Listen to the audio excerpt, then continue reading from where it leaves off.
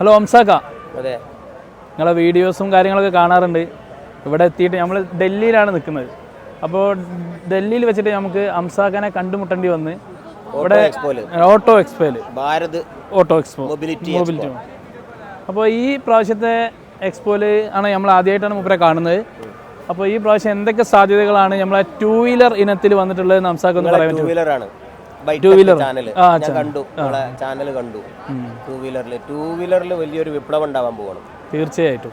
കാരണം ഞാൻ നേരത്തെ പറഞ്ഞു, ടൂ വീലർ എത്ര കാറുള്ളവൻ്റെയും യാത്രയ്ക്ക് വളരെ എളുപ്പത്തിൽ യാത്ര ചെയ്യാൻ പറ്റുന്ന ഒരു സംവിധാനമാണ് ടൂ വീലർ.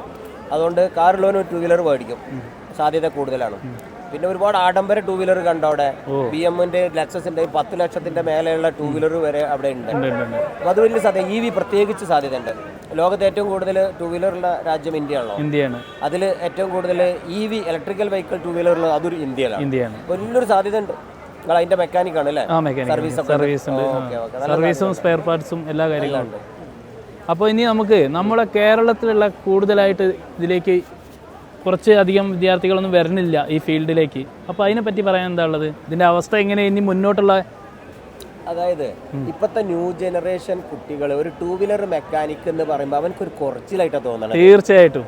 അവൻ ആരാന്ന് ചോദിക്കുമ്പോൾ ഞാൻ ടൂ വീലർ മെക്കാനിക്ക്. അവനൊരു കല്യാണം കഴിക്കുമ്പോൾ ഭാര്യ അല്ലെങ്കിൽ ആ പെണ്ണ് ചോദിക്കുക എന്താ പണി എന്ന് ചോദിച്ചാൽ ടൂ വീലർ എന്തോ അറിയില്ല അവർ കുറേ. പക്ഷേ ഏറ്റവും സ്റ്റാൻഡേർഡായിട്ട് ഇന്ന് ലക്ഷങ്ങൾ സമ്പാദിക്കുന്ന ഒരു മേഖലയാണ് ഇത് എന്ന് അവർക്കറിയില്ല. ഇപ്പൊ ഡൽഹിയിലെ സംബന്ധിച്ചിടത്തോളം കരോൾബാഗിലൊന്ന് വന്നു നോക്കിയേ, അവിടെ കാണാൻ ഓരോ ദിവസം 100 കണക്കില് ടൂ വീലർ വന്നിട്ട് മോഡിഫിക്കേഷനും റിപ്പയറിങ്ങും അതിന്റെ മാറ്റങ്ങളും ലൈറ്റും ആക്സറീസ് ഫിറ്റ് ചെയ്യുന്നതുമായിട്ട് 10-15 എണ്ണ ഒരു ടെക്നീഷ്യൻ ഒരു ദിവസം ചെയ്യും. പക്ഷേ അവിടെ നിന്ന് ഷോപ്പുകളിൽ ടെക്നീഷ്യൻ ഇല്ലാത്ത അവസ്ഥയാണ് ഇപ്പോൾ. അത്രയും വണ്ടി ഒരു 100 ടെക്നീഷ്യൻ ഇപ്പൊ കരോൾബാഗിലേക്കാണ് ചെന്നാൽ അവനക്കൊക്കെ പണി കിട്ടും. തീർച്ചയായും. അപ്പൊ ഒരു മെക്കാനിക്കിന് പണി കിട്ടുക എന്ന് പറഞ്ഞാൽ അതന്നെയല്ലേ ഏറ്റവും വലിയ സന്തോഷം. പിന്നെ എന്തുകൊണ്ട് പഠിക്കുന്നില്ല എന്ന് ചോദിച്ചാൽ അതിനെക്കുറിച്ച് ബോധമില്ലാത്തതുകൊണ്ട്, വിവരമില്ലാത്തതുകൊണ്ടാണ്.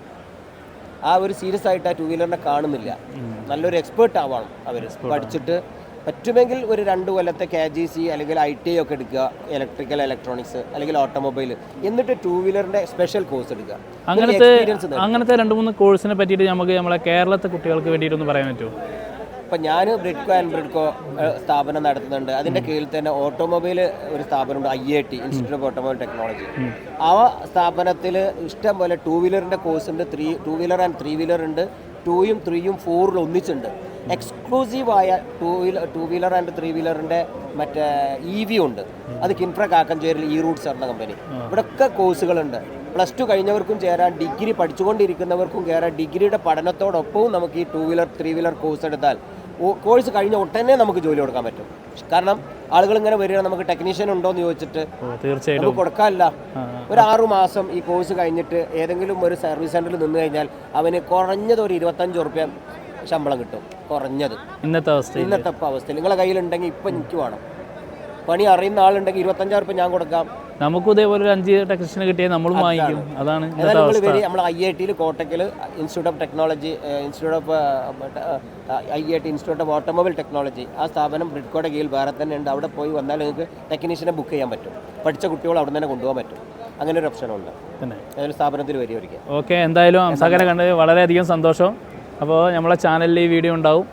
തീർച്ചയായിട്ടും മറ്റുള്ളവർക്ക് ഒരു ഉപകാരപ്പെടട്ടെ, എല്ലാവർക്കും ഗുണം ചെയ്യട്ടെ. പിന്നെ ഇതിനെ പറ്റിയിട്ടുള്ള ഒരു ടോട്ടൽ ഈ എക്സ്പോനെ പറ്റിയ ഒരു കാര്യം കൂടെ ഒന്ന് പറഞ്ഞാൽ നമുക്ക് നിർത്താം. കവർ നമ്മൾ മാക്സിമം ഇന്ന് 2 ദിവസം 3 ദിവസം കൊണ്ട് കവർ ചെയ്യാൻ പറ്റില്ലത്. എന്നാൽ ഈ വീഡിയോയുടെ കൂടെ തന്നെ നിങ്ങൾക്ക് അതിന്റെ കുറച്ച് കണ്ടന്റ് ഇടും, എന്തായാലും ഇടും. ഒരുപാട് 2 വീലറും 3 വീലറിന്റെയും 4 വീലറിന്റെയും ഒരു എക്സിബിഷനാണ് ഇവിടെ കഴിഞ്ഞത്. ലോകോത്തര നിലവാരത്തിലാണ് ഈ മൊബിലിറ്റി, ഭാരത് മൊബിലിറ്റി പ്രവർത്തിക്കുന്നത്. അപ്പോൾ അതുകൊണ്ട് തന്നെ ലോകത്തു നിന്ന് ഒരുപാട് 50ഓളം രാജ്യങ്ങളിൽ നിന്ന് ആളുകൾ ഇവിടെ വന്നിട്ടുണ്ട്. അവിടെ നമ്മുടെ ടാറ്റയും മഹീന്ദ്രയും TVS ഒക്കെ തിളങ്ങി നിൽക്കുകയാണ്.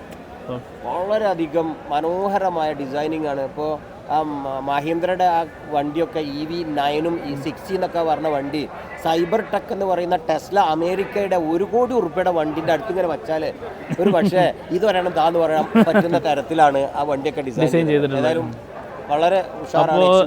ഇന്ത്യയുടെ വളർച്ച അതിഗംഭീരം, ഒരു സംശയമില്ല. ഇനിയും വളരും. അടുത്തൊരു എക്സ്പോയിൽ എന്താ ഇങ്ങനെ പോവുകയാണെങ്കിൽ പിടുത്തമിടും. ഈ ആളുകളെ നിയന്ത്രിക്കാൻ ഈ പ്രഗതി മൈതാനും ഡൽഹിയും പോരാതെ വരും. ഇപ്പൊ 3 ദിക്കിലായിട്ടാണ് ഇപ്പൊ ഈ ഒരു പരിപാടി നടക്കുന്നത്. ഇവിടെ 16ഓളം പവലിയൻ ഹാളുകളാണ് ഇവിടെ ഇതിന്റെ പ്രഗതി മൈതാനിൽ മാത്രം. അതേപോലെ സെക്ടർ 21 അത് വേറെ, നോയിഡയിൽ വേറെ നടക്കുന്നുണ്ട്. അവിടെയൊക്കെ ഉണ്ട്. എത്ര രാജ്യങ്ങളിൽ ഇവിടെ നിന്ന് പങ്കെടുത്തിട്ടുണ്ട് ആളുകൾ? 50 രാജ്യങ്ങളിൽ അപ്പുറം പവലിയൻ, അതായത് എക്സിബിറ്റർ ഇവിടെ ഉണ്ട്. എക്സിബിറ്റർ ആളുകളിൽ സ്റ്റോൾ ഇട്ടിട്ടുണ്ട്. പിന്നെ പ്രതിനിധികളും ബിസിനസ്സുമായിട്ട് വന്നിട്ടുള്ളത് എന്തായാലും 50 കൂടുതൽ രാജ്യങ്ങളിൽ നിന്നുണ്ടാവും. ബിസിനസ് മീറ്റിന് വന്നിട്ടുണ്ട്, അതും നടക്കുന്നുണ്ട്. എന്തായാലും പിന്നെ ഞാനൊക്കെ ആയിരുന്നു അത്. പിന്നെ നമ്മുടെ കഴിഞ്ഞ സ്പെയർ എക്സ്പോനെ പറ്റിയിട്ട് എന്താ പറയാനുള്ളത്? സ്പെയർ എക്സ്പോ ഇപ്പോൾ അവിടെ ഗുർഗാവിൽ നടന്നുകൊണ്ടിരിക്കുന്നുണ്ട്. പിന്നെ ഒട്ടുമിക്ക സ്പെയർ പാർട്സും എന്നെ ഹൈലൈറ്റ് ചെയ്തത്, ഇതുവരെ വിദേശ രാജ്യത്തിൽ നിന്ന് സ്പെയർ പാർട്സ് കൊണ്ടുവന്നിട്ടാണ് ഇവിടെ അധികവും വാഹനങ്ങൾ നിർമ്മിച്ചിരുന്നത്. ടാറ്റ ആവട്ടെ, ടാറ്റൻ്റെ കുറേ പാർട്സ് ഇവിടെ ഉണ്ടെങ്കിൽ മിക്ക പാർട്സുകൾ അവിടുന്ന് കൊണ്ടുവരുന്നുണ്ട് വിദേശ രാജ്യത്തു നിന്ന്. പക്ഷെ പുതിയൊരു കമ്പനിക്ക് പെട്ടെന്നൊരു വാഹനം ഉണ്ടാക്കാൻ ഈ ടാറ്റനെയോ മഹീന്ദ്രനെയോ അല്ലെങ്കിൽ വിദേശ കമ്പനിയോ ഡിപ്പെൻഡ് ചെയ്തിട്ട് വേണം. അതിനുവേണ്ടി കോമൺ കമ്പനികൾ ഇവിടെ ഇല്ല. അങ്ങനെ ഒരു കോമൺ കമ്പനി സ്റ്റാർട്ട് ചെയ്തിട്ടുണ്ട് ഇപ്പോൾ ഇവിടെ.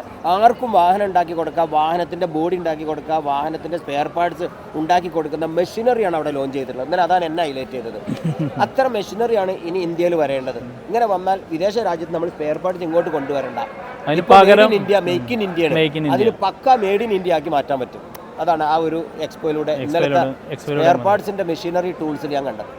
അപ്പോൾ ഒരു അടുത്തൊരു എക്സ്പോയുമായി നമുക്ക് കാണാം. അടുത്ത എക്സ്പോയിൽ ഇങ്ങനെ എല്ലാവരും വിശേഷങ്ങൾ എന്തായാലും മാറി മറിയുന്നതാണ് ഹംസാക്ക പറഞ്ഞിരിക്കുന്നത്. അതുപോലെ ആയിരിക്കട്ടെ. എന്തായാലും ഹംസാക്ക